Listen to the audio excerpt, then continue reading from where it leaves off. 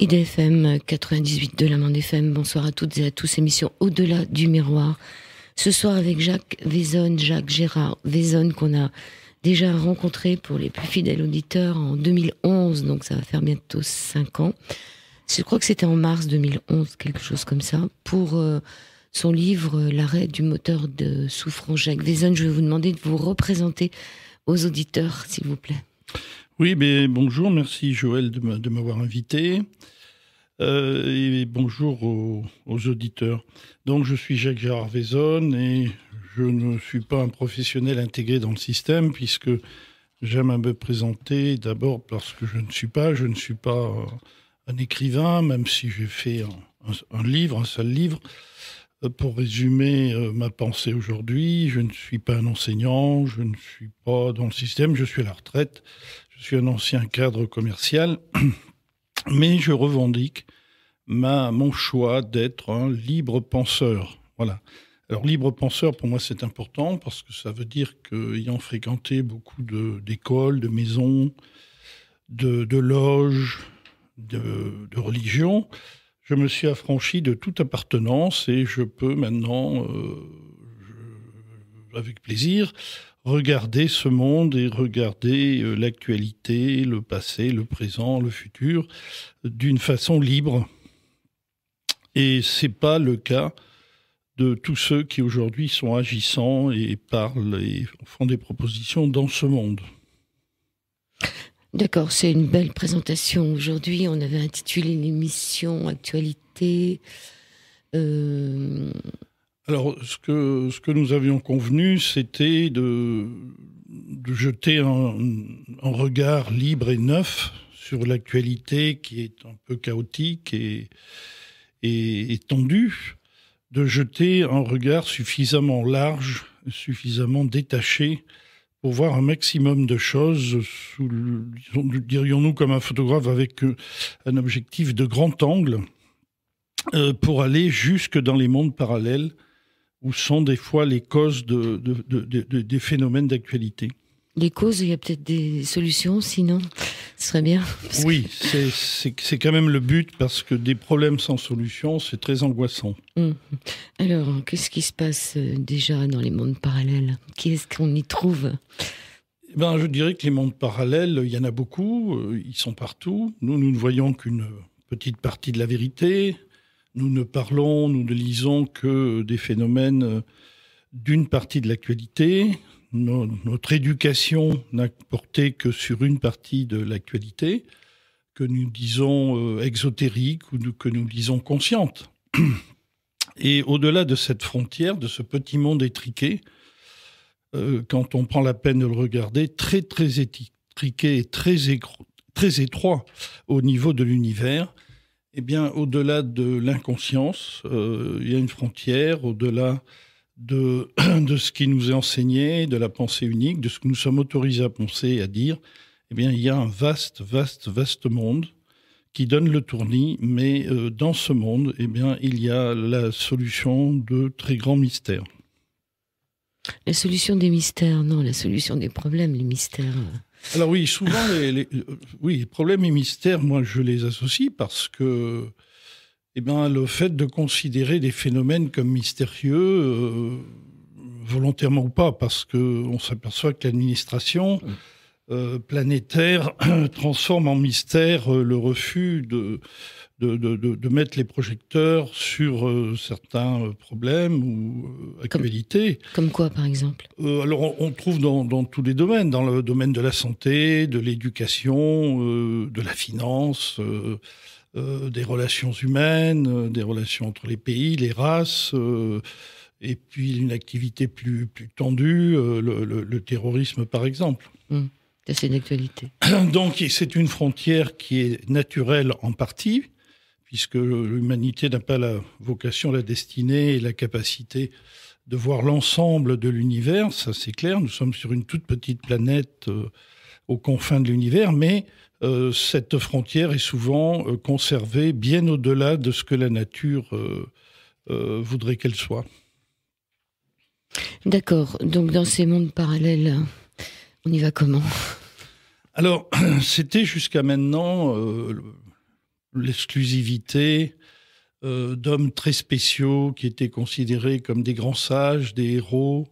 On les nommait des chamans autrefois, puis les chamans ont disparu, puis on les a nommés les grands prêtres, et puis ce sont devenus des savants, par exemple, et puis ce sont devenus des initiés, des grands initiés, dans toutes les loges, quelle que soit leur obédience, qu'elle soit tendance religieuse ou politique, qu'elle soit orientale, bouddhiste, chrétienne, ou qu'elle soit des loges maçonniques, influençant la politique, eh bien ces clubs ésotériques tiennent leur force de la connaissance de l'autre côté du voile, justement, comme est l'émission... L'autre côté du miroir. L'autre côté du miroir. Ces spécialistes que la société honore et qui sont plutôt discrets nous montrent les mondes parallèles, tout ce qui est le paranormal, qui nous excite aussi. Mais aujourd'hui, nous sommes à une époque formidable parce que la nature et l'évolution naturelle nous facilitent le regard sur les mondes parallèles. D'accord. Ça m'a pas... Donc, qui va, toujours les mêmes personnes, comment elles y ont accès? Alors, c'était une exclusivité, c'est ce que j'ai dit tout à l'heure, et ça n'encourageait personne d'aller chercher ce qui se passait dans ces mondes parallèles, quelles en étaient les sciences, les lois, quels étaient les avantages et les pouvoirs associés, parce que, en fait, allons droit au but, les gardiens de cette frontière entre le conscient et l'inconscient, la connaissance consciente et la connaissance inconsciente, entre l'ésotérisme et l'exotérisme, ces gardiens étaient les défenseurs de la loi et les défenseurs du pouvoir et des systèmes en place. Hein, il faut pas se tromper. Maintenant, dire que cette frontière est naturelle aujourd'hui, c'est fortement contesté par beaucoup de chercheurs et par moi-même en premier.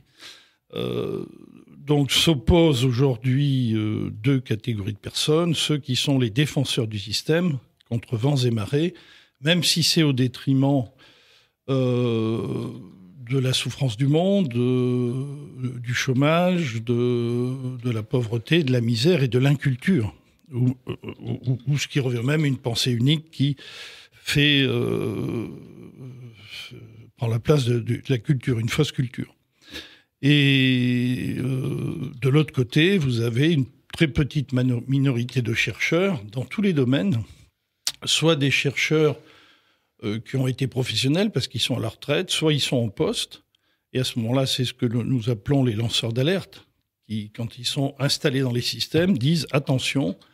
Là, il y a des abus, et on peut dire que cette frontière forcée, obligée entre le connu et l'inconnu, est malheureusement une frontière très souvent abusive. Alors les défenseurs diront que c'est pour protéger l'humanité de ses propres pouvoirs, mais en fait, c'est plutôt, la plupart du temps, presque toujours, pour défendre le système en place. Et le pouvoir en place. Et le pouvoir en place. Donc, ce dont nous parlons n'est pas une petite affaire de culture simple, qui ne toucherait que l'artistique ou qui aurait des choix secondaires et sans importance. C'est l'avenir de la planète qui est en jeu. Selon que cette frontière est rétrécie ou élargie, cela offre à l'humanité plus ou moins de problèmes, plus ou moins de solutions. Donc l'enjeu est très très important aujourd'hui. Moi, j'en suis venu à une conclusion très heureuse, c'est qu'en listant tous les grands problèmes que l'humanité a aujourd'hui, des problèmes quotidiens de tous ordres, l'ouverture des portes de la connaissance, de la science, des connaissances, donne un espoir de résolution de tous nos problèmes, dans tous les domaines.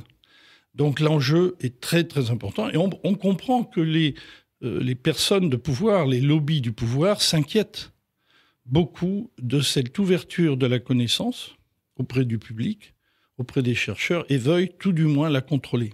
Ben, Internet, c'est un magnifique outil d'ouverture de la connaissance. Oui, Internet, justement, est un magnifique outil pour tout le monde, mais on entend dire et on comprend bien aussi que les lobbies du pouvoir dans tous les pays et sur tous les continents sont très méfiants quant au pouvoir que donne Internet pour le public.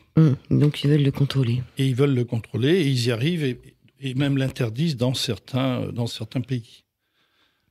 D'accord, donc là, c'était une question d'actualité, je crois. On parlait d'actualité. Alors, quelle est cette actualité dont on pourrait parler ? Alors, justement, on a trop tendance à ne voir que l'actualité au fur et à mesure des événements tels que les médias les présentent. Et c'est comme un peu un train qui passerait sur un quai de gare. On voit le train qui est en train de rentrer en gare et de partir, et puis on oublie le train d'avant et le train d'après.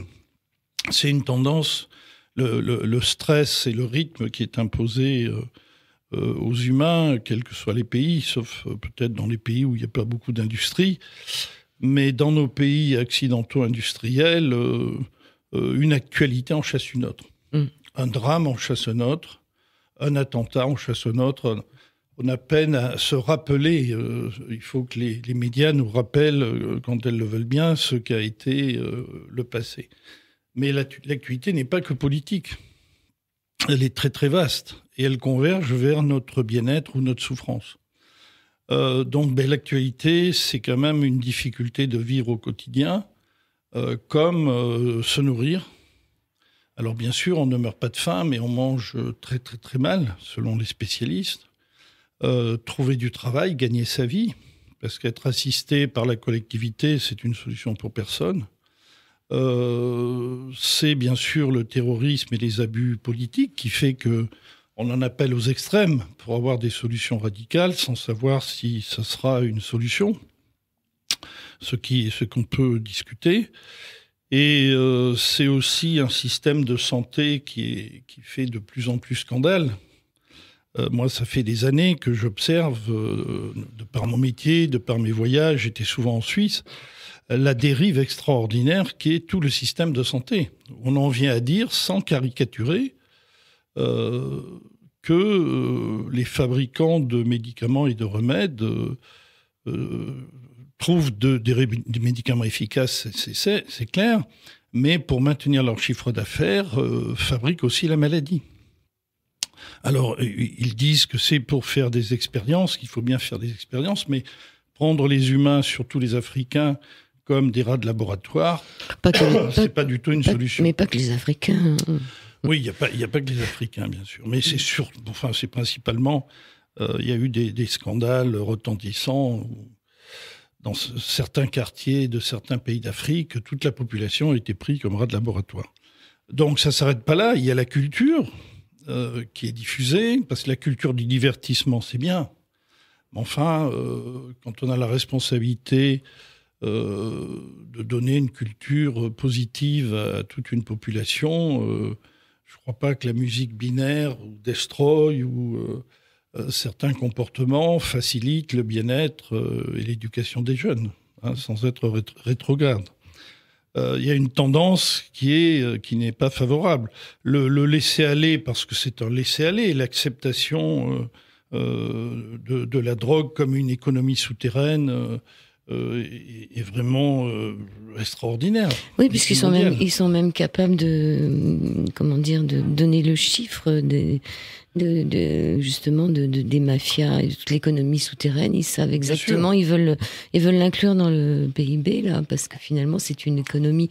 Comment on peut se permettre de savoir quel est le montant de l'économie souterraine? C'est fou, ça, quand même. Les économistes la chiffrent à la louche, mais en ont une idée en millions d'euros. Si un pays comme la France avait les moyens, avec un coup de baguette, mais disons sur une année, de supprimer toute l'activité illicite, qui donc paye pas d'impôts, paye pas de TVA, n'est pas du tout sous contrôle et fait du mal à la santé des humains, le marché des armes, tout type de marché. Ça représente quelques 5% du PIB du pays. Donc c'est très très important. Enfin voilà, ça serait très très noir de faire le panel. Tous les auditeurs savent, pour peu qu'ils soient informés, la liste des nuisances que crée la société industrialisée, alors que dans les années 50, après la guerre, imitant la culture américaine, nous étions invités à aller dans le progrès. Et il était évident que ce fameux progrès crée tous les jours des nuisances et plus de souffrances. Des nuisances à la terre. De plus en plus d'armements,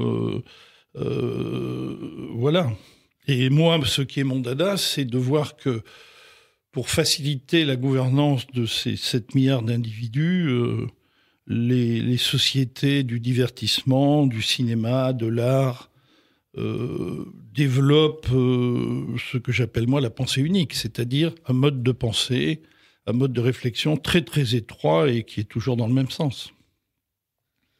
D'accord, donc ça c'est on a fait un zoom, comme vous dites, sur l'actualité. Mais non exhaustif, parce qu'il y a encore beaucoup d'autres choses. Alors, qu'est-ce qu'il y aurait d'autre? Si on va aller au fond de la cuve, c'est l'exploitation de la pollution. C'est-à-dire que tout le monde se plaint de la pollution, mais elle n'est pas...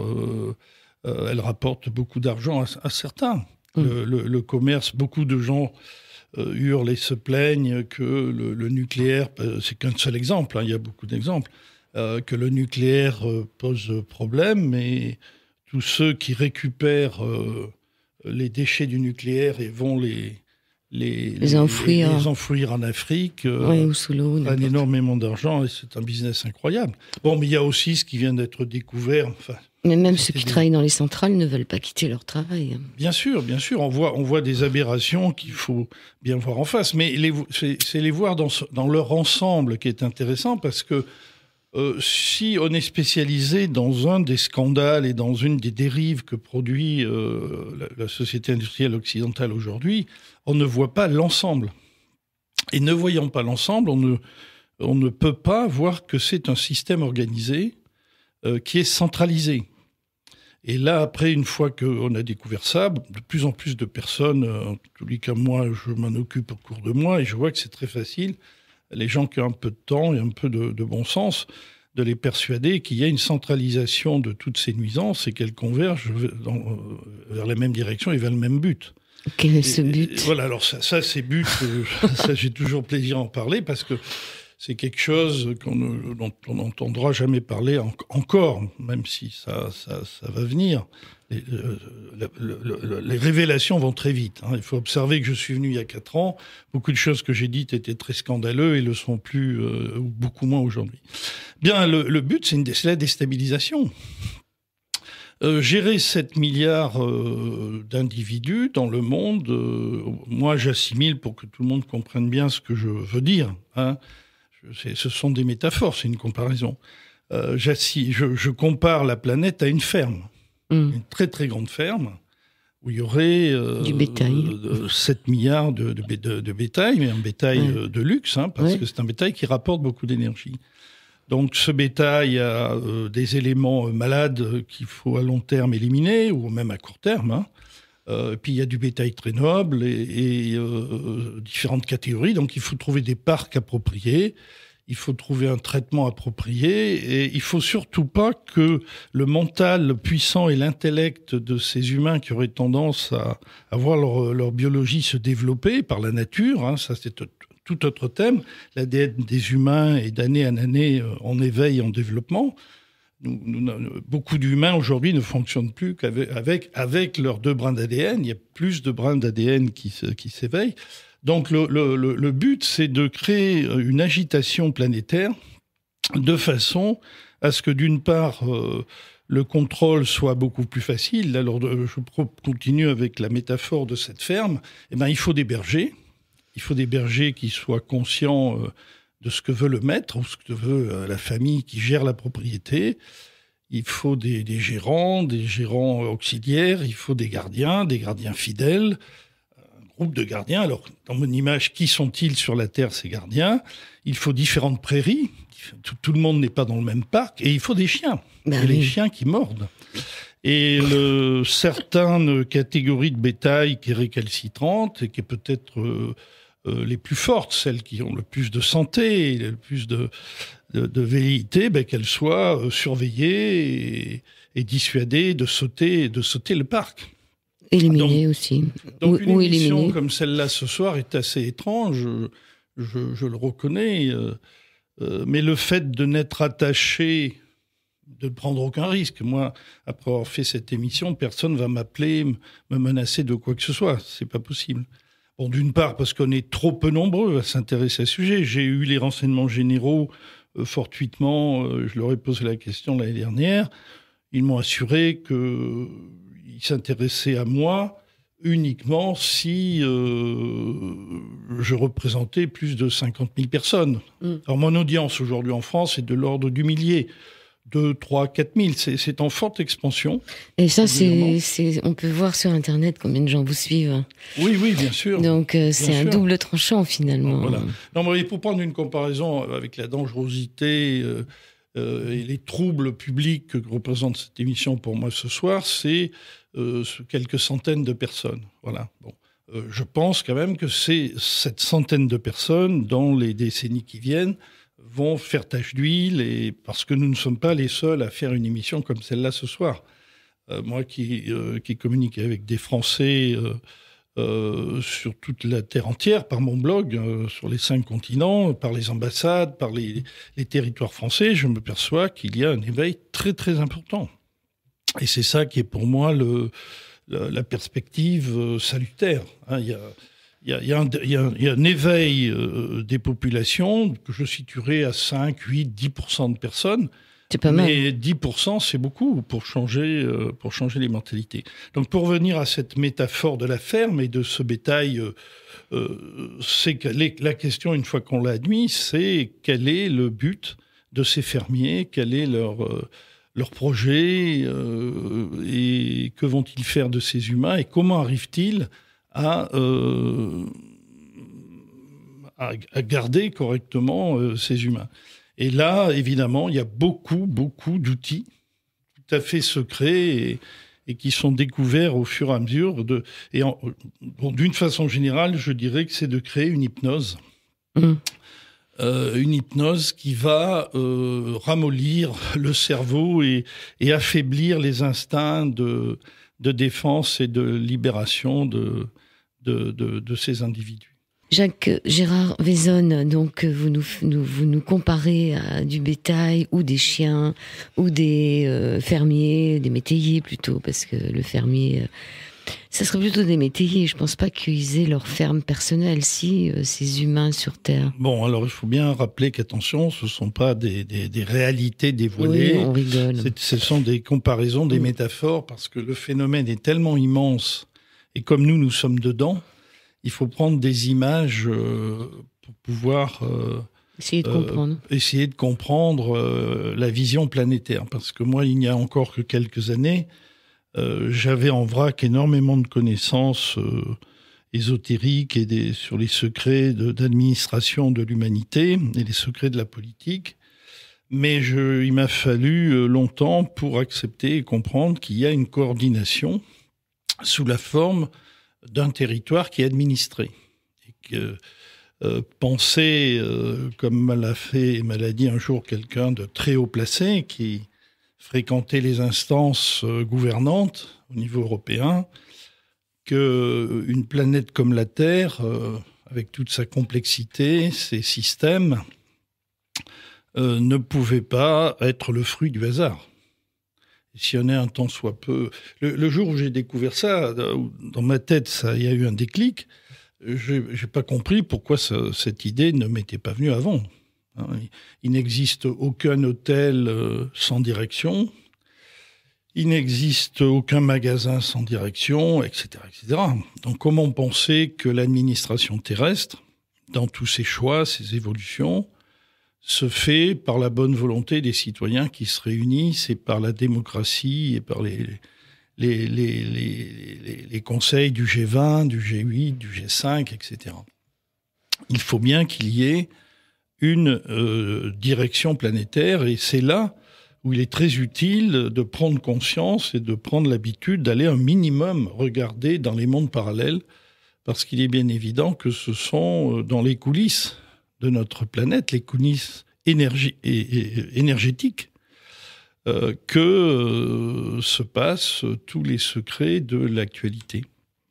Et on en vient même à comprendre que tout le phénomène du vivant, non seulement l'administration de la vie planétaire, mais la vie elle-même, et donc par là même la santé, et donc par là même notre énergie quotidienne, est en relation directe avec des lois scientifiques de l'énergie, et là, l'énergie naturelle. Donc on peut dire que, avant de parler de l'administration terrestre cachée, eh bien, il y a une sorte de combat entre des phénomènes artificiels d'énergie, de vie, qui rentrent en concurrence avec les systèmes naturels d'énergie. Et là, il n'y a pas photo, parce que la puissance de création par l'ensemble des systèmes et de la science de la nature est infiniment plus puissante que la toute petite et minuscule tentative de l'administration terrestre de vivre en autarcie, parce que c'est ça le cas. L'examen de l'histoire nous montre que cette administration a voulu que la Terre vive en autarcie, en système fermé, mais ces systèmes artificiels de l'administration énergétique de la Terre, de la cybernétique, pour prendre un grand mot, qui sont les circulations des humains, devient absolument ridicule et incapable de résoudre les problèmes, et même hyper dangereuse. Donc ce système doit cesser, il va cesser d'ici quelques années, quelques décennies, progressivement, parce que tout ne peut pas s'éteindre de l'ancien système en quelques heures ou en quelques jours. Il faut que cela se passe progressivement, le temps que les humains comprennent que l'ancienne ferme où nous avons vécu, nous et nos ancêtres, est en train de clore son contrat. Et que le bail qui avait été accordé à ces... Alors vous me posez la question des fermiers, exactement. Eux se voudraient propriétaires parce qu'ils ont participé historiquement à la création de la race humaine. Donc nous sommes leur propriété, et ils ont selon eux droit de vie et mort sur eux. Mais dans la réalité, c'est pas le cas. Ils n'ont eu qu'une mission qu'ils ont exécutée avec beaucoup d'accro dans le contrat, à leur façon. Et en tout cas, aujourd'hui, ce délai est arrivé, est devenu caduc. La date d'échéance est arrivée. Alors pour Marc, qui a envoyé un message il y a à peu près 18 minutes, un peu plus même, oui, c'est une émission en direct. On est le 8 aujourd'hui. Lundi 9 février. 9 février. Il n'y a pas de webcam quand on passe, comme ça permet de voir, de ne pas savoir si c'est du direct, mais c'est du direct. Donc c'est pas parce que la webcam est figée que ce n'est pas du direct. Marc, si tu as envie d'envoyer des messages à Jacques Gérard Vézonne, tu fais ou le 07 80 82 25 56, ou tu vas sur le site de la radio. Voilà pour ça. Alors, l'état de la planète aujourd'hui, c'est vrai qu'on peut se dire qu'on est un immense troupeau d'humains qui errent. D'ailleurs, ça se voit. Il y en a même qui cherchent des pâturages. Il y a tous ces immigrés qui essayent là où ils n'ont plus de quoi manger, d'aller brouter ailleurs. Si on regarde de haut, c'est un peu ça, qui sont refoulés un peu partout parce qu'il faut pas aller manger dans l'herbe du voisin. Mais bon, ça c'est l'état de la planète, tout le monde le comprend. Mais dans l'intitulé, il y avait aussi l'élargissement du regard sur l'actualité jusqu'au monde parallèle. Alors qu'est-ce qui se passe là-haut ? Est-ce que c'est la même chose, les mondes parallèles ? Alors les mondes parallèles, souvent, ne sont pas que là-haut, ils sont en dessous. On peut dire que le monde dans lequel nous vivons est souvent appelé l'univers des trois mondes, puisque nous avons beaucoup d'illusions en fait. Ce bétail a beaucoup d'œillères, et le parc n'est pas seulement un parc physique.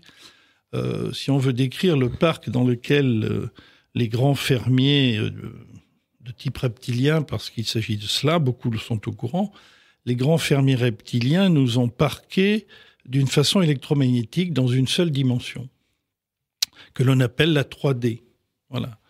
Donc ils sont arrivés avec des machines dans des plans parallèles, bien sûr qui ne sont pas visibles aujourd'hui sur la Terre, mais ils sont arrivés à créer une grille magnétique, électromagnétique, qui transforme la planète en une sorte d'hologramme. Vous parlez du quoi, du projet HARP ? Des exemples. Non. Non, pas du tout. HARP, c'est un outil de gestion pour le climat et qui peut être une arme, etc. Non, là, il s'agit de la création d'une matrice. C'est un peu ce que beaucoup... Bon, c'est un sujet de science-fiction, mais qui maintenant devient réel. Je ne me rappelle plus son nom, mais le cinéaste qui a fait Matrix avait ses connaissances et a voulu les mettre en image. Il y a 3 films Matrix. Mais si on se désintéresse un peu du scénario violent de ces 3 films Matrix, beaucoup connaissent. Si vous ne connaissez pas, je vous invite à voir au moins le premier. Le scénario de ces films, cette série de films, explique que nous ne vivons pas dans un monde qui correspond à ce que nous voyons et ce que les textes fondateurs de l'humanité expliquent, ni ce que les scientifiques et les astrophysiciens disent. Nous vivons dans une matrice de type hologramme. Et cette matrice est une création qui, pour qu'elle soit cohérente et qu'elle soit vivable, définit un espace-temps et définit un territoire. Donc le territoire et le temps étant très liés, et où la vitesse de rotation des molécules est calculée. La caractéristique du parc dans lequel ces créateurs surveillants fermiers nous ont enfermés... Alors vous avez le message de Marc qui nous demande à tous les deux si nous sommes fermiers ou bétail. Alors, par principe, nous sommes bétail. Bah oui. Tout être vivant dans l'espace terrestre aujourd'hui est bétail, bien que, et la question est intéressante, nous sommes dans une situation tellement déjantée et dans un tel désordre que du bétail s'échappe. S'échappe de la ferme, même, je dirais, de la ferme, de l'enclos. Et ceux qui ont la fonction de gardien cherchent partout comment récupérer ces évadés. Voilà. Ça, je pourrais m'en expliquer. Qu'est-ce qu'une évasion ? Qui s'évade ? Et voilà. Et qui c'est qui les pourchasse ?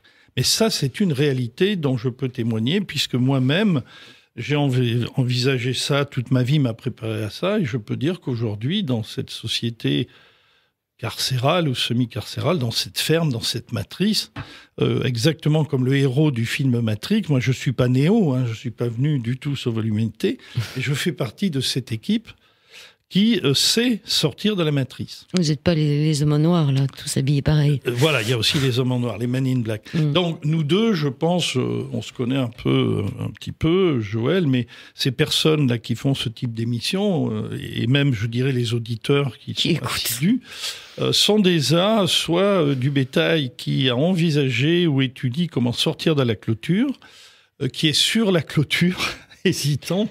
Oui, qu'elle soit pas électrifiée. Et voilà, parce que sortir de la clôture, il y a des contraintes, il y a des avantages, c'est comme tout. Et puis, il y a ceux qui sont carrément sortis et reviennent de temps en temps. Ça peut être le mythe de la caverne aussi, voilà, ceux qui sont dans la caverne. Voilà, et puis il y a tous ceux, comme moi, qui ont le plaisir... avec ces quelques milliers de personnes français de langue française, de la zone francophone, qui est ce plaisir presque tous les jours, ou tous les 2 jours, d'avoir des témoignages de quelqu'un qui s'est évadé et à qui j'ai donné des conseils. Parce que quand on s'évade, il est très très important d'avoir des contacts, très vite. Où manger, où boire, où se vêtir, quoi faire, quoi dire, et voilà. Et ça... Souvent, je donne cette comparaison toujours très vraie de la situation d'aujourd'hui et celle en France de la fin des années 49 de la guerre, où on retrouvait la force d'oppression qui était très, très mal en point, dont le leader était devenu fou, avec des généraux qui ne croyaient même plus à la victoire, mais des forces présentes qui jetaient leur dernière force dans la bataille, les forces d'invasion. qui assiégeait avec des gros moyens de la coalition. Et puis vous aviez la résistance intérieure et vous aviez ces réseaux très désorganisés, mais qui essayaient de créer un minimum d'organisation pour favoriser la victoire. On pourrait dire que moi, les gens que je fréquente, et une des façons de me présenter cette émission ce soir, c'est une émission de résistance, avec toute la passion et le plaisir que ça peut. Alors, c'est une histoire de résistance. Julie Marc là, nous dit que pour les évadés, il y a les chiens pour garder le bétail, et puis que l'issue du bétail, c'est l'abattoir. Alors, c'est pas très gai tout ça ce soir. Je dirais que nos maîtres sont quand même, ça va paraître curieux, mais à force d'analyser, d'étudier depuis des dizaines d'années le fonctionnement des fermiers et des gardiens et des bergers, je suis tombé en admiration sur l'expertise, l'efficacité de ces gardiens. Parce qu'ils sont très fiers de leur bétail. Ils savent que c'est un bétail de luxe. Et ce bétail n'est pas fait pour, comme nous faisons avec notre bétail, être abattu. Pas du tout. Au contraire, il faut qu'il soit sélectionné, ça c'est clair. Que ceux qui rapportent peu ou qui sont dangereux soient éliminés, ça c'est clair. Mais que ceux qui se comportent bien et qui ont des capacités, le but, et on n'élimine pas ce bétail-là, c'est de le traire tous les jours. Voilà. Donc, quand on a des vaches laitières, on les nourrit bien, on les parque bien, on les soigne, on fait venir le vétérinaire souvent, on contrôle leur développement, mais le but est de récolter de l'énergie. Donc nos maîtres ont cette activité depuis longtemps, de récolter toute l'énergie qui est produite tous les jours par chaque être humain. Voilà. Donc ça, ce serait, je ne vais pas rentrer... Ça, on en avait parlé dans l'émission d'avant. On en avait parlé dans notre émission, mais c'est une industrie, c'est plus qu'une industrie, c'est vital pour garder l'autonomie de la planète et la garder en autarcie. Mais aujourd'hui, cette énergie de chaque humain pour maintenir l'égrégore de vie de cette matrice artificielle n'est plus nécessaire puisque l'énergie universelle est en train de pénétrer à nouveau sur la planète. Et l'énergie naturelle, je souligne encore. Une petite minute de pause.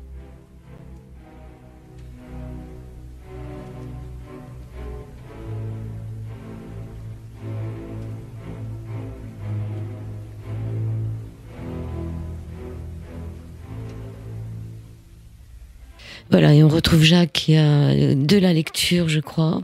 Alors, je suis enchanté et surpris de toutes ces bonnes questions de Marc, de Renaud, de Julie, de Marc. Alors, pour Marc nous dit, pour être trait tous les jours, ça c'est sûr. Voilà, alors je pense que c'est très important de comprendre... T-R-A-I-T, du verbe oui, traire. De la traite, oui. Je pense que c'est très important parce que une bonne partie de l'humanité pense que c'est indispensable, que l'énergie qu'ils produisent, c'est pour eux-mêmes. Et il y en a quand même, je crois, qu'une minorité, alors peut-être grandissante de plus en plus, qui comprennent qu'il n'y a pas que l'impôt financier au groupe, qu'il y a aussi une part d'énergie qui part dans la nature et on ne sait pas au bénéfice de qui. Quand vous dites énergie, c'est... alors l'énergie, c'est les émotions. Alors c'est tout type d'énergie. Il est vrai que l'énergie la plus puissante à recueillir, c'est l'émotion et l'émotion négative et surtout la souffrance. Bon, ça sera un peu long, mais ça, c'est la magie noire. Plus vous faites souffrir des humains, dans ce contexte de bétail et d'élevage, la crème fraîche du lait, voyons, on reprend l'image et la métaphore du lait, la crème fraîche qui sert à faire du beurre, c'est la souffrance. Voilà. Bon, alors, une autre question de Renaud. Alors, les 2 lunes de sang de 2015, je sais pas ce que c'est. C'est des lunes rouges. Qui se situent où? Qui se situent dans le ciel, mais qui sont, on appelle ça des lunes rouges. Bon. Alors, donc, je peux pas répondre. Julie, l'issue du bétail, c'est l'abattoir. Alors, je viens de dire tout à l'heure que pas du tout. C'est la traite, c'est la production. Ne sont abattus brutalement que ceux qui posent problème. C'est tout. Hein. Soit pour des raisons de maladie. En général, elle n'a pas tort. Le bétail ne finit pas ses jours tranquilles dans un pré. Non, mais même, ça c'est un autre sujet très très ésotérique, mais la mort n'existe pas. Ça, c'est une illusion qu'ont inventé les gardiens. Les humains, le corps n'est qu'une capsule, n'est qu'une... mais là, ça nous fait rentrer dans des détails, mais ceux qui s'y intéressent peuvent développer. Le corps n'est que dans la réalité, dans cette fameuse réalité au-delà du miroir et au-delà dans les mondes parallèles, le corps n'est qu'une combinaison. Donc le corps continue, d'ailleurs qui est un ensemble corps, âme, esprit. Hein, on nous a bien gardé de nous dire, parce que là on sort du statut de bétail, celui qui... par erreur ou parce qu'il est très curieux, arrive à connecter son âme, son esprit et son corps, il n'est plus du bétail, il n'est plus dans cette catégorie, il reprend ses pouvoirs antérieurs d'humain, il devient tout puissant, il ne peut plus être contrôlé, il ne peut plus être pris. Donc le but de ces fermiers, c'est de nous, comme on fait avec certains animaux, c'est d'entraver et de couper les ailes, d'atrophier. Si nous récupérons nos organes et d'autres fonctions, il n'y a plus de bétail. Voilà, et c'est pour ça que c'est relativement facile de s'évader. Une fois qu'on connaît la technique, c'est très simple. Il n'y a même pas besoin de combattre. Est-ce qu'on ne s'évade pas toutes les nuits en rêve déjà ? Alors non, parce que les gardiens ont prévu ça. Ah bon, ils contrôlent l'astral. Non, et puis ils nous donnent des médicaments pour dormir qui nous empêchent les rêves. Et puis les rêves sont très limités. Le rêve est obligatoire. L'humain, dans son conscient, ne connaît qu'une dimension, c'est la 3D, éveillé. Mais l'humain est à cheval sur plusieurs dimensions. Un simple humain, qui soit, dans l'échelle sociale, que ce soit, comme on dit abusivement, selon moi, parce que c'est pas une réalité, le pire des abrutis, ou un prix Nobel, tout humain, parce que c'est ce que produit son énergie et sa biologie, vit à cheval sur plusieurs dimensions.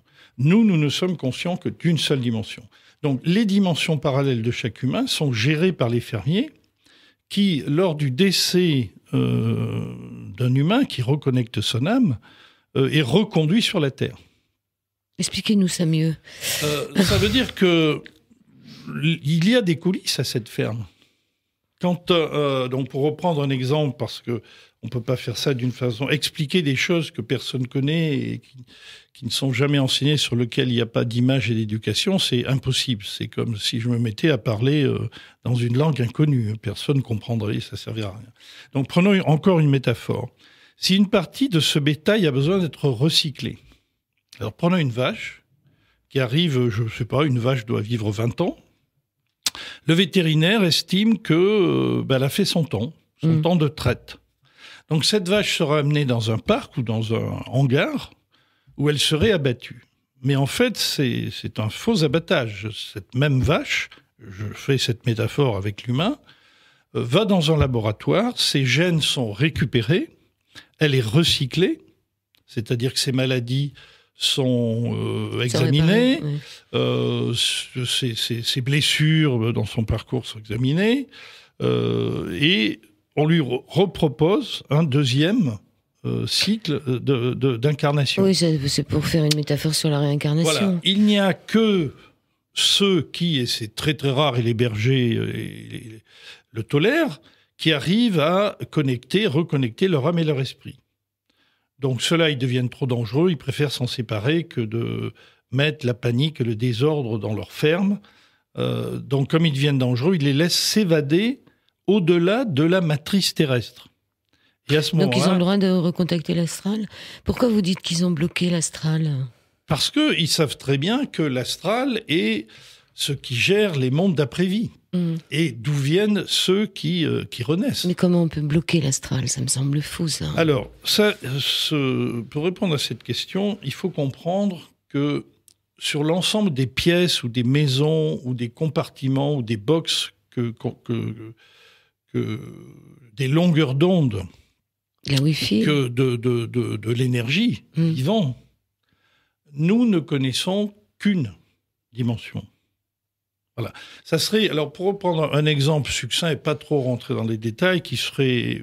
Alors il y a ceux qui sont au courant, ils trouveraient ça inutile, et du rabâchage, et ceux qui ne connaissent pas du tout, ils ne comprendraient pas. Donc prenons encore un exemple. La télévision.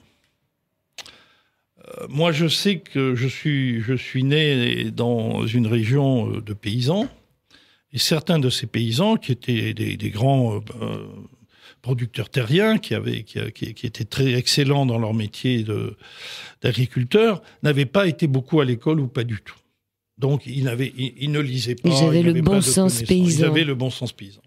Mais quand la télévision est arrivée, c'était un choc. Alors, pas la télévision en noir et blanc qui n'avait qu'une chaîne, parce que là encore, ils comprenaient que par réseau, par des antennes, comme la radio qui existait déjà depuis des dizaines d'années, les images étaient envoyées par des antennes. Voilà.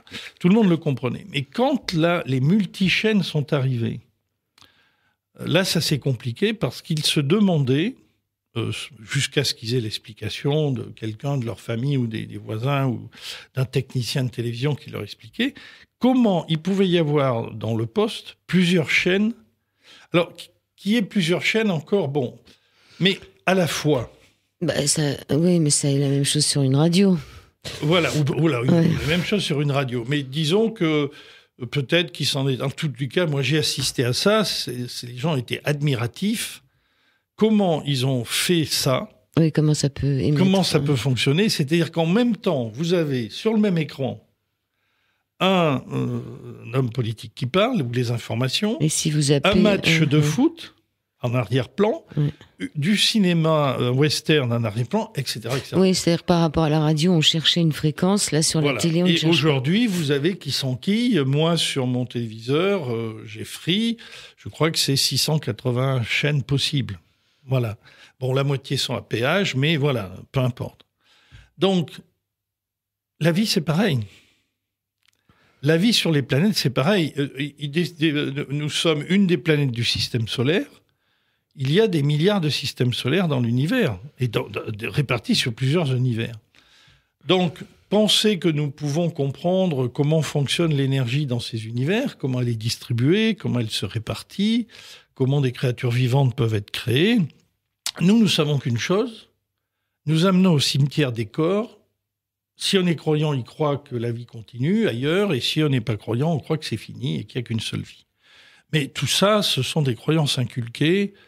Donc pour ce fameux bétail qui ne doit surtout pas connaître grand-chose sous peine de devenir très ingérable, mais ça n'a rien à voir avec la distribution de la vie, la vie du vivant, qui fait vivre les animaux, qui fait vivre les plantes. Ça aussi, on a beaucoup de mal à comprendre parce que jamais une fois un seul prêtre catholique, musulman, hindou n'a dit ça, que le point commun que nous avons avec nos animaux, et nos plantes, nous-mêmes, les jeunes et les vieux, les noirs et les blancs, et les verts et les gris, alors les gris justement, surtout s'ils sont petits, nous avons le même courant, nous sommes abonnés à la même EDF, à la même compagnie. Et on ne s'est jamais posé la question, parce que ça n'a jamais été enseigné. Donc si vous voulez... C'est quoi comme compagnie? C'est l'amour. Alors voilà. Alors ça serait une bonne question. Ouais. Vous voyez, là, il faudrait vraiment s'intéresser. L'énergie ne vient pas de la planète, elle vient de l'univers. Sauf que nos fermiers, justement, ont vu que si leur bétail recevait l'énergie de l'univers, cette énergie mettrait en fonction beaucoup trop de fonctions, mais donnerait l'énergie à beaucoup trop de fonctions. Et ce bétail n'accepterait pas le fermage, n'accepterait pas, irait se balader sur toutes les dimensions. Il y a quelque chose que je comprends pas dans votre histoire, parce que je pense quand même qu'on est un peu plus évolué que les hommes des temps préhistoriques, ou que au Moyen-Âge, etc., parce qu'on a des moyens de communication, etc., que tout le monde pratiquement sait lire, et que tout le monde a un peu plus de connaissances. Alors, c'est intéressant. Comment ça a pu être bloqué, ces voyages dans l'astral? C'est intéressant, votre question, Joël, parce que je crois qu'un homme préhistorique était beaucoup plus libre énergétiquement que nous. Nous régressons constamment. Parce que les parcs... Oui, c'est parce qu'on le veut bien. Non, si, parce qu'on a accepté... les parcs électromagnétiques se resserrent. Et ça, le parc, la surface du parc... C'est nous qui l'avons demandé, ce parc. On veut être en sécurité. Alors, ce qu'on a demandé, ça c'est autre chose de plus compliqué, c'est que des âmes qui n'étaient pas dans les parcs d'après-vie appartenant aux reptiliens, qui étaient complètement dehors, qui se sont aperçus de ce qui se passait, se sont portés candidats volontaires, comme je reprends mon exemple pour qu'il y ait des images qui soient données, comme les parachutistes des forces des Alliés étaient volontaires pour se faire parachuter. Comme les Bodhisattvas aussi. Voilà, de se faire parachuter sur l'arrière des lignes de l'ennemi et se mêler à la population.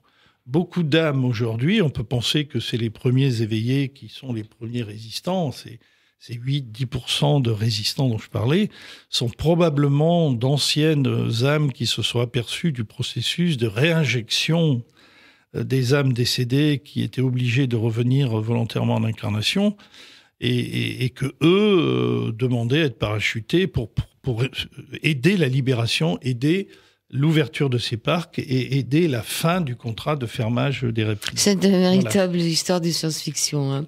Donc, pourquoi on est 7 milliards. 7 milliards. Moi, on peut encore en faire plus. Il y en a combien de réservoirs? Ça peut aller jusqu'où d'âmes qui sont recyclées, si c'est toujours les mêmes? Alors, il faut dire que si on enlève les 10%, 10% de 7 milliards, ça fait 700 millions, si je ne me trompe pas. Hein. Oui, mais 10% de 7 milliards d'âmes, c'est quoi ces âmes? Vous dites qu'il y a plusieurs styles d'âmes. Mais aujourd'hui, il semblerait qu'il y ait 700 millions d'humains qui ont compris comment ça fonctionnait. Et le reste, c'est pas des humains? Le reste, cette humanité-là, est une humanité qui est endormie, qui n'est pas satisfaite de son statut de bétail, parce que personne l'est, ou presque pas. Les seuls satisfaits, ce sont la partie de l'humanité qui est devenue capot. C'est-à-dire que les humains les plus méritants et les plus costauds, qui ont passé les tests les plus satisfaisants, on leur a proposé de devenir gardiens, ou chiens de bétail, gardiens. Chiens de luxe aussi. Voilà. Mais la plupart des humains ont subi des implantations et ne font pas d'efforts, il faut dire. On subit des implantations. Et oui, bien sûr, parce que des vaccins. Pour que la nature ne... Alors ça, la liste des implants et des techniques d'hypnose et d'enfumage de l'humanité pour que ces pouvoirs ne se réveillent pas, ces pouvoirs naturels, pour qu'elles ne se connectent pas à l'EDF naturel universel, sont très nombreux et permanents. Et on ne les soupçonne pas. Mais il y a une sorte de complicité, c'est sûr, au fil du temps. Comme nos fermiers reptiliens sont avides de bénéfices et d'énergie et de ce lait qui traite l'humanité, beaucoup d'humains ont pris goût aussi à être comme eux et sont avides d'énergie. Et de thésauriser l'énergie, de capitaliser l'énergie. Et de regarder la télévision pour pouvoir se repaître de toutes ces horreurs. Oui, ça encore, c'est pas le pire, mais ce qui est vraiment aujourd'hui contestable et qui va devoir s'arrêter, j'ai tout à fait confiance, ce sont les dérives telles que la prédation directe sur l'énergie de l'humanité. Ça peut être des organes... mais ça peut être aussi faire souffrir des gens pour les dominer, les vendeurs, les fabricants et les vendeurs d'armement, les fabricants et les vendeurs de médicaments, non pas pour guérir, mais pour rendre malade, pour ceux qui sont accros au chiffre d'affaires et ceux qui sont très, très carriéristes.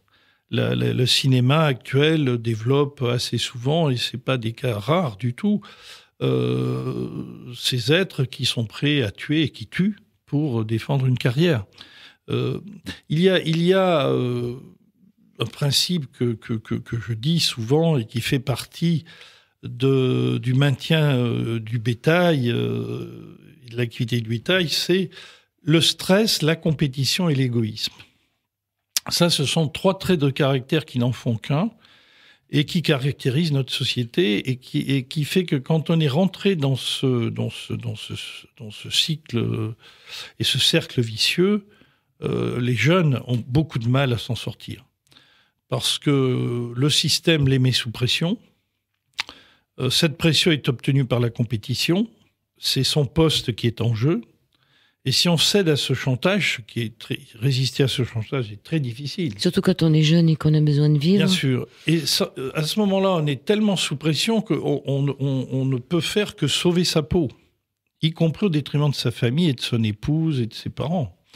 Et ces trois manifestations des individus très fréquentes, qui sont le stress, la compétition et l'égoïsme, n'en font qu'une seule attitude, avec une même source. C'est mettre les individus en situation d'échec et en situation de survie. Et l'énergie qu'ils développent est multipliée par 10 ou par 100. Donc ça donne du stress et ça crée des maladies. Des individus, aujourd'hui, c'est très fréquent que des cadres efficaces, triés sur le volet, face à un burn-out, simplement une dépression grave. Et là, à ce moment-là, la vache qui ne donne plus de lait, le cadre qui ne produit plus est mis de côté. Mis au placard. Mis au placard, voilà. Comme ça, donc il a le temps de réfléchir. Tout ça, c'est l'actualité. Mais quand on est, je comprends que s'il y a des auditeurs qui... Il n'y en a peut-être pas beaucoup qui sont en activité, mais s'il y a des auditeurs qui sont là à écouter parce que ils ont été victimes d'un burn-out et ils sont chômeurs, ils ne peuvent plus retrouver de boulot, il y en a peut-être un ou deux. Là, je pense que c'est très très important pour eux de comprendre quelle est la cause de ce qui les a, de l'accident dans lequel ils sont tombés. Et une fois qu'on a compris la cause, ce qui est merveilleux, c'est que la thérapie consiste à ça, à connaître la cause. Et la cause, elle est systémique. Alors, c'est pas un accident, c'est volontaire. Et la bonne nouvelle, c'est que c'est en train de s'arrêter. Ça, c'est une excellente nouvelle. Alors, on va repartir un peu système qui a créé ça est en musique. Ensuite, vous essaierez de répondre rapidement à tous ces messages qui sont arrivés sur Internet, mais pas tout de suite. Et là, j'aimerais qu'on parle aussi de ce message que vous m'aviez envoyé sur l'ADN, là. Sur la programmation. C'est encore écrit en allemand, je crois. De l'ADN, oui, c'est un chercheur allemand qui a fait un livre, mais c'est une idée très répandue aujourd'hui. Enfin, chez les 10% d'éveillés, c'est très répandu comme connaissance. Voilà, on fait 1 minute de pause.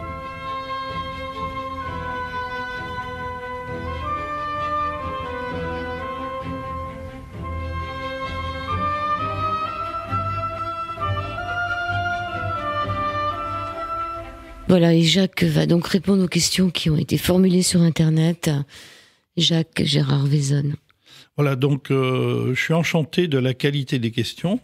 On voit que c'est des êtres qui me semblent comme moi, de la même famille, des éveillés. Donc je vais répondre rapidement sans entrer dans le détail. Marc, qui pose beaucoup de questions, qui dit « Ce que vous décrivez est-il valable pour toutes les parties du monde, en Europe, en Afrique, en Chine ?» Je répondrai simplement de quelques mots. Tout ce dont je parle concerne la matrice planétaire depuis très longtemps, c'est-à-dire 400 000 ans. Et cette matrice est en train d'être démontée.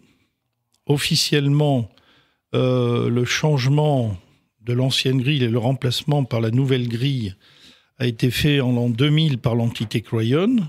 J'ai participé à ce changement de grille.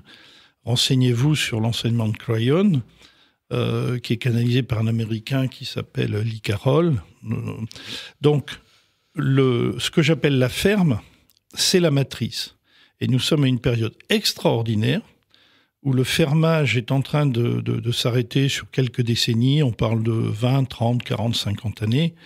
Ça dépend de la résistance et des conditions des fermiers, mais ça concerne non pas l'Europe, l'Afrique, la Chine, c'est la planète. Voilà, parce que nous allons rentrer non plus dans un monde planétaire, qui est pratiquement que ce que nous avons connu et rien d'autre, à part quelques exceptions d'humains qui ont eu la chance d'aller voyager dans l'univers, mais nous allons passer du statut d'humain terrestre et rencontrer la famille humaine galactique. Voilà. Je pourrais m'étendre plus, mais je pense que voilà, ça répondra à Marc. Autre question. Je rêve donc je suis du bétail. Alors non, le rêve est tout à fait naturel. Il faut bien comprendre que nos maîtres reptiliens ne sont pas des sauvages. Ce sont des ingénieurs, des êtres extrêmement intelligents. Le seul blessure et défaut qu'ils ont, c'est qu'ils n'ont plus d'émotion, mais ça c'est historique. Il faudrait voir qui sont ces reptiliens, quelle est leur histoire, où sont-ils répartis dans l'univers. Mais nos maîtres sont extrêmement puissants et intelligents, et le bétail qu'ils ont créé est extrêmement sophistiqué. Il y a simplement certaines fonctions naturelles, ils n'ont pas voulu qu'elles puissent s'exprimer. Mais ils ont créé et facilité les mondes d'après-vie. Et les mondes d'après-vie, comme les mondes du rêve, sont nécessaires pour que le bétail, dans n'importe quelle ferme, là c'est le point commun que nous avons avec le bétail, mon chien, mon chat, il rêve. Il décède et il rêve. Donc, pour ça, nous n'échappons pas, et c'est tout à fait bien, à la loi des mondes d'après-vie et des cycles. Par contre, ils ont pris à leur bénéfice la vie de ces êtres. Voilà, tout simplement. Mais ces êtres sont dans un mode de vie, et donc nous-mêmes dans un mode de vie dont une partie est naturelle. Alors le bon bétail et l'autre question de Koala. Le bon bétail et la grande industrie mondiale à tous les niveaux, oui, laissons notre subconscient en éveil perpétuel tant qu'il est encore possible, voilà. Alors justement, notre subconscient et notre inconscient est complètement piraté et nous n'en avons pas la maîtrise, pas du tout. La situation nous échappe sur le plan psychologique, sur le plan neuronique, la situation nous échappe complètement et c'est surtout par les neurones que nous sommes manipulés. Donc, nous, de ce côté-là, nous ne vivons pas du tout une vie harmonieuse, naturelle, etc. Marc pose une autre question. L'axe moteur des activités de la Terre et du cosmos, ce rayon le traverse, et sa foi motrice, son expérience. Alors, l'axe moteur, justement, la subtilité, la force, l'intelligence, la roublardise et l'escroquerie, enfin, peu importe les mots, de nos maîtres reptiliens, c'est d'avoir désaxé l'axe moteur des activités terrestres. Une planète, normalement, est reliée à son soleil, et ce soleil est lié à un soleil central. Mais ça, cette physique astronomique est connue des astronomes, des astrophysiciens qui ont quand même derrière eux une censure importante, ils peuvent pas trop expliquer ça. Mais les ingénieurs reptiliens nous ont partiellement déconnectés, comme on déconnecte une fibre optique. Alors disons que si notre fibre optique, voilà, pour utiliser une image, avait 500 fonctions, eh bien, nous en sommes réduits à 10 fonctions. Voilà. Sinon, nous ne serions pas du bétail. Voilà. Alors l'axe moteur, mais la Terre récupère son axe moteur et va va se réinstaller dans le réseau des planètes libres. Je voudrais poser une question entre les deux. Pourquoi on a l'impression que tout s'accélère ? Parce que le décret de fin du contrat de fermage a été annoncé. C'est fini.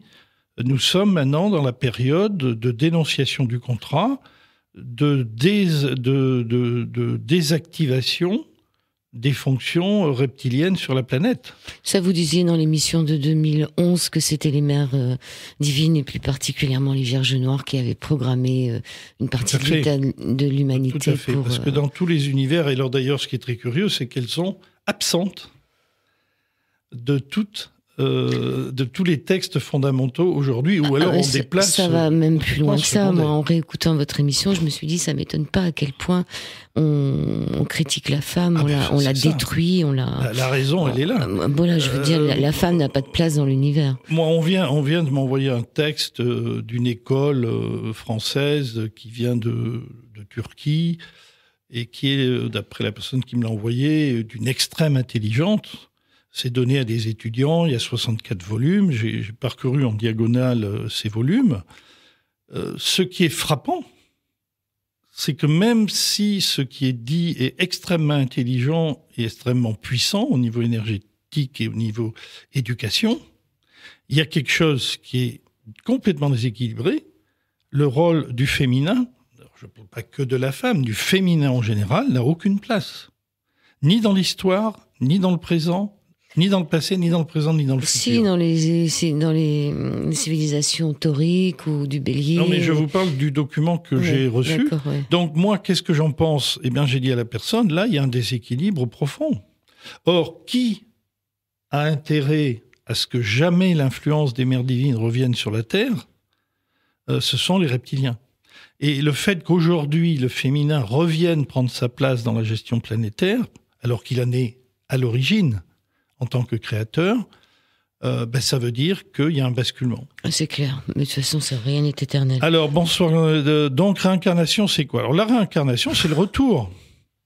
C'est retourner si dans vous la voulez, carne. pour vous donner un exemple, si un humain était un disque dur, c'est une image stupide, il faut prendre des exemples.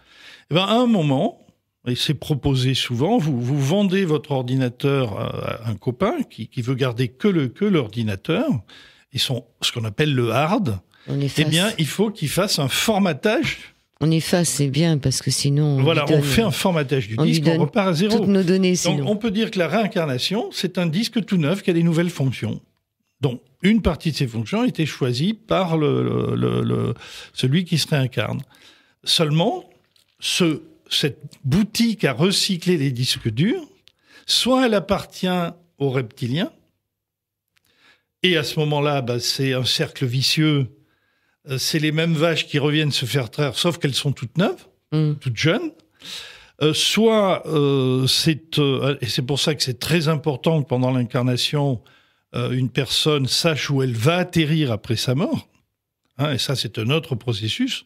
Beaucoup préparent leur transition, si je puis dire, dès l'âge de 40 ans, dès l'âge de 30 ans, parce que c'est la bonne façon de faire. Moi, j'ai dû aborder, dès l'âge de 20, 30 ans, mon propre processus de transition. Je n'emploie plus le mot mort. Et je sais que j'ai tout fait, et je pense réussir, ne pas atterrir dans les laboratoires des reptiliens qui vont me recycler, vous voyez, voilà. Bon. Mais il paraît, alors c'est intéressant ce que vous dites, parce qu'on dit que quand on vient au monde, on a oublié tout notre passé, on nous a fait un petit truc en dessous le nez là pour nous faire effacer tout, mais il paraît que si on est un très bon informaticien, malgré le fait qu'on a reformaté qu'on a reformaté le disque, on peut quand même lire ce qui est en dessous. Oui, parce que ça, ce que l'on dit, c'est même si on formate le disque, il est important d'avoir fait une sauvegarde. Mais même sans la sauvegarde, il paraît qu'on peut toujours avoir accès à ce qui était en dessous. Oui, mais c'est une sauvegarde interne. Il y a des disques qui ont plusieurs couches de sauvegarde quand même. Alors une question très intéressante de Julie, qui lit une partie de ce que j'ai dit, qui est très importante dans mon introduction. Elle me cite, deux points ouvrez les guillemets, en parlant de moi, il a dû suivre des maîtres qui enseignent de connaître toi-même. Comme tout disciple, il a été appelé ensuite à dépasser le maître pour le devenir à son tour, on peut dire maître. Alors, bien sûr qu'on peut dire maître. Maître dans le sens de la maîtrise. Seulement là, c'est une excellente question parce qu'il y a une difficulté. Une fois qu'on a atteint la maîtrise des énergies, de ses propres énergies, la tentation, et qui est une réelle grande tentation, c'est de ne pas se limiter à la maîtrise de ses propres énergies, à devenir maître de soi-même et de ses fonctions et de son ordinateur, pour reprendre l'image dont je parlais. Mais je rigole parce que c'est des fois comique, mais de prendre la maîtrise des énergies des autres. Donc vous voyez ce que je veux dire ? Le pouvoir des autres. C'est pour ça qu'il y a eu beaucoup de ceux qui ont, dans les années 60, 50, je crois les Beatles ont été les premiers à avoir des gourous en Inde, mais à Katmandou, mais tout maître a tendance à vouloir devenir le maître des autres. Et ça, évidemment, comme dans tout, vous savez, il y a des dangers, et il y a des fausses routes, et il y a des tentations. Voilà. Alors, vous m'avez dit tout à l'heure pendant la pause que vous étiez maître, mais maître de vous-même. Voilà. Et je veux me limiter à moi-même, c'est-à-dire que j'ai une règle, si vous voulez. C'est pour ça que je suis intéressé de répondre aux questions. Il faut que je me freine et que je n'aille pas. Je peux donner beaucoup de choses, parce que je reçois beaucoup. Et mon plaisir, c'est pas de garder, de thésauriser, de capitaliser, c'est de transmettre. Mais je fais attention de ne pas transmettre à des personnes qui ne sont pas demandeuses. Oui, ça, c'est très important. Sinon, j'introduis de l'énergie Il nous reste peu de temps. Alors, voilà. pour cette ADN-là, qui est quand même importante sur ces travaux des Russes, parce que les Russes, on les aime pas en ce moment. Aujourd'hui, j'ai reçu un truc de Google là, sur mon ordinateur me disant qu'il y avait des trucs très très virulents qui partaient de Russie et qu'ils avaient envoyé les Russes 3 trucs pas beaux du tout pour pirater nos ordinateurs. J'ai regardé ça, je me suis dit, tiens, c'est bizarre que ce soit Google qui m'envoie ça. C'est quand même très bizarre ce qu'on est en train de nous faire croire en ce moment. Vous savez, la situation des Russes, elle est étrange parce qu'ils tiennent une partie de leur force, comme les Américains, sur des contacts qu'ils ont eus avec des civilisations extraterrestres dans les années 50. Au moment où les Américains et les Russes ont fait le concours avec les armes nucléaires, des entités bienveillantes et à la fois malfaisantes, 2 types de familles, ont contacté les Russes et les Américains pour soit faire des contrats militaires avec eux et échanger de l'armement contre de la biologie humaine. Ça, c'était pour les plus malveillants. Et puis, les familles de l'espace, du cosmos bienveillantes ont voulu raisonner les autorités américaines et russes. Donc, à partir de ce moment-là, des contrats ont été passés pour le meilleur et pour le pire, et ces 2 pays ont grandi technologiquement, sont venus supérieurs au reste des nations, parce qu'ils ont échangé de la technologie humaine contre la technologie extraterrestre.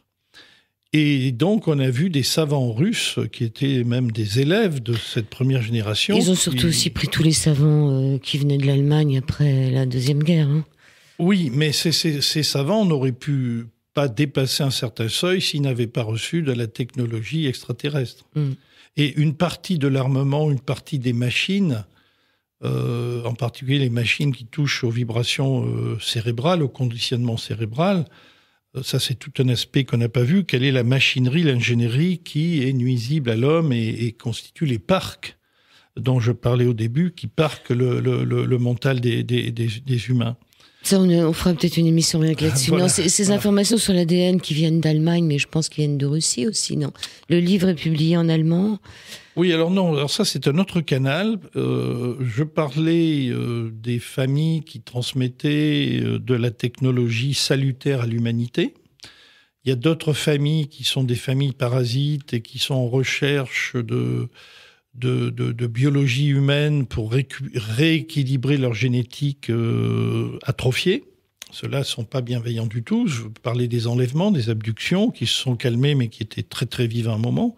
C'était la contrepartie d'échanges de données militaires. Mais il y a une autre famille, beaucoup plus sérieuse, qui est la famille dite des planificateurs, qui vient des Pléiades, de Sirius, qui sont chargés de contrôler les dérapages de cette ferme qui a été tolérée pendant un temps dans un but d'expérience. Mais ces planificateurs qui sont chargés d'exécuter l'échéance du contrat, c'est-à-dire de faire en sorte que les locataires s'en aillent en temps voulu, ceux qui sont chargés de faire un état des lieux, ceux qui sont chargés de réhabiliter le domaine, et de rééduquer, de transformer ce bétail en humain, de faire donc la rééducation de ce bétail. C'est pas très gai tout ça quand même. Hein. Moi, je pense que les humains qui ont été transformés en vaches, s'ils peuvent venir des humains à part entière... Mais est-ce qu'ils en ont vraiment envie ? Oui, alors ça, c'est une excellente question. Ouais, parce que quand on regarde... Ne seront réhabilités que ceux qui en ont envie. Celui qui est tout à fait satisfait, même, je dirais même, vous voyez, que celui qui voudrait continuer à faire de l'élevage, un lieu lui sera attribué pour qu'il puisse continuer.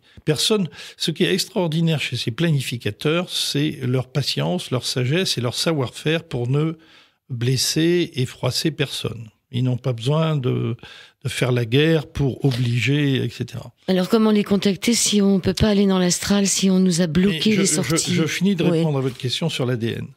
C'est que des chercheurs, il n'y en a pas beaucoup dans le monde, ont appris de ces planificateurs non humains, mais qui ont un rôle essentiel dans l'univers, que les humains, dans leur individualité, pouvaient se réhabiliter tout seuls.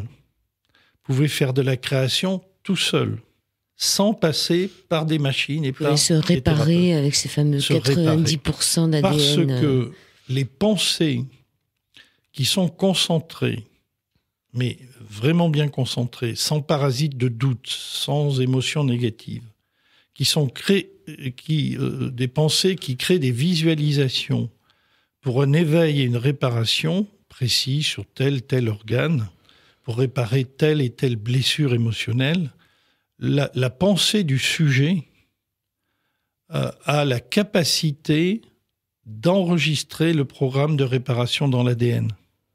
En résumé, c'est ça. Oui, c'est toutes ces médecines qui passent par la pensée créative, le fait de penser, ça répare. Il y a 90% de l'ADN, soi-disant, qui est junk, là, comme on dit, junk. L'ADN dont on qu'on n'arrivait pas à décoder. Il y a un ADN potentiel qui est cristallin, ce que les chercheurs appellent l'ADN poubelle. Et la fonction, la nature cristalline de l'ADN fait que le cristal est programmable.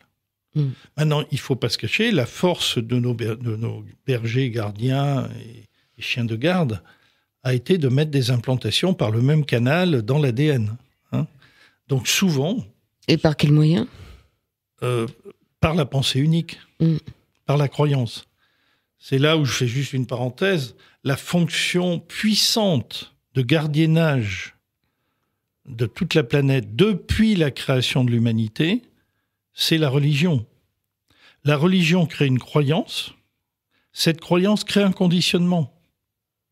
Elle fabrique un conditionnement et un comportement en définissant ce qui est le bien et le mal. À partir de là, tout le comportement automatique et robotique de l'humain est créé. Le fait de persuader un humain qu'il affirme et le redit tous les dimanches qu'il est pécheur et qu'il se confesse pour être un pécheur, c'est ma faute, c'est ma très grande faute, le transforme en être soumis. Voilà, c'est tout, point barre. Donc c'est maintenant faire l'inverse. C'est maintenant faire l'inverse. Et alors là, il nous reste 2 minutes pour nous dire comment on fait pour arriver quand même à aller dans l'astral ou aller voir ce qui se passe sur Sirius ou ailleurs. Alors si ça, tout est bloqué. À une des questions qui est la même question, mais qui est très importante. Parce qu'il reste quelqu'un a posé les minutes. questions, je ne me rappelle plus, comment se connecte à l'axe énergétique universel, en opposition à l'énergie détournée et artificielle des reptiliens. Ça, c'est une question fondamentale. Parce que la question que vous venez de poser, Joël, comment faisons-nous pour aller dans l'univers, comment faisons-nous pour nous libérer, tout ça procède du même processus. On nous écoute de Croatie, on leur fait coucou. Hein. Voilà. Donc, il est bien évident que nous sommes... je vais prendre, pour terminer, ça prend 1 minute, un exemple, encore une fois, pour qu'on comprenne. Il y a eu dans ma famille, dans les années 65, 66, un branle-bas de combat, parce que nous commencions à avoir de l'électroménager, télévision, radio, respirateur. Mon père avait un rasoir électrique. Et du jour au lendemain, on reçoit une lettre disant qu'on allait passer de 110 volts en 220 volts. C'était dans les années 68. Oh non, avant. Avant, enfin moi, chez moi, j'étais en Limousin, c'était plus tard. Hein. En Limousin, c'est toujours un peu long. Hein. Ça devait être le dernier département avec la Lozère et le Cantal. Voilà, donc, c'était affreux. Plus personne voulait abandonner ces appareils. Il fallait racheter des nouveaux ou avoir des transformateurs. Alors, on avait des transformateurs partout, on s'entravait les pieds, les enfants, on mettait toujours le rasoir de notre père en l'air, c'était une catastrophe. Donc là, si vous voulez, c'est ce qui est en train de se passer. Nous avons une habitude d'énergie, un générateur d'énergie qui fonctionne sous le contrôle et dans l'ingénierie des reptiliens.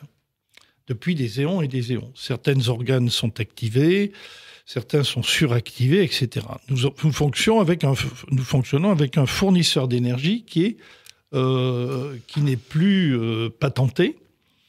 Et donc, nous devons reconnecter notre réseau à un autre type d'énergie. C'est le même branle-bas de combat. Enfin, mais là, on va passer au 360. Alors non, je dirais plutôt, c'est quelqu'un qui a tout son téléphone, son ordi, les 2 ordinateurs de la maison, les 3 téléphones et les 2 télés chez Orange et qui veut passer chez Free. Il faut changer la box, il faut tout réinitialiser. Enfin voilà, il y a un travail à faire. Donc là, c'est une image. Hein. Bon, c'est pas Free qui va être l'axe d'énergie universelle. Non, surtout qu'il est. Mais je veux dire que chacun d'entre nous, nous allons devoir fonctionner différemment et surtout consciemment piloter la reconnexion au réseau universel. Nous-mêmes. Si on veut rien savoir, on comprend C'est rien. à nous de créer notre propre grillage, alors, finalement, pour Alors, on le crée pas, il l'autre. existe. Bah oui, mais justement, si on peut plus aller dans l'astral. On va partir en autonomie, mais il faut accepter que nous sommes dans un autre système. Il faut changer de système énergétique. Voilà. Eh ben, j'espère qu'on se reverra bientôt, parce que vous avez beaucoup de personnes que ça intéresse. J'espère qu'on se reverra bientôt, Jacques Vaison. Donc, le site, c'est Le Grand Changement. Alors, mon site... Non, c'est La Grande Révélation. Le blog, le site, c'est lagranderévélation.com. L'auteur, c'est moi-même, Jacques Gérard Vaison. Vous avez un livre de 300 pages en PDF gratuit que vous pouvez télécharger. Ceux qui veulent lire sur un mode papier, là, bon, il faut payer, c'est des photocopies des 300 pages format A4, 800 grammes, que vous payez 21 € avec des frais de port, par la poste, dès les 2 jours. Il y a 5 € aujourd'hui au tarif de la poste, donc 26 € pour avoir en version papier relié les 300 pages. 21, 29, 7 recto verso sans image. Il faut s'y accrocher. Il faut s'y accrocher. J'espère qu'on se reverra bientôt. Ça sera un plaisir. J'ai dit Le Grand Changement parce qu'il y a aussi un site du Grand Changement pour ceux qui sont curieux, allez voir dessus. Mais ce soir, c'était La Grande Révélation. Et puis, je vous remercie beaucoup, Jacques Vaison. À très bientôt, j'espère. Voilà. Merci beaucoup. Merci aux auditeurs. Merci à vous tous. Merci à la famille des éveillés. Merci à tous ceux qui amènent la lumière sur cette terre.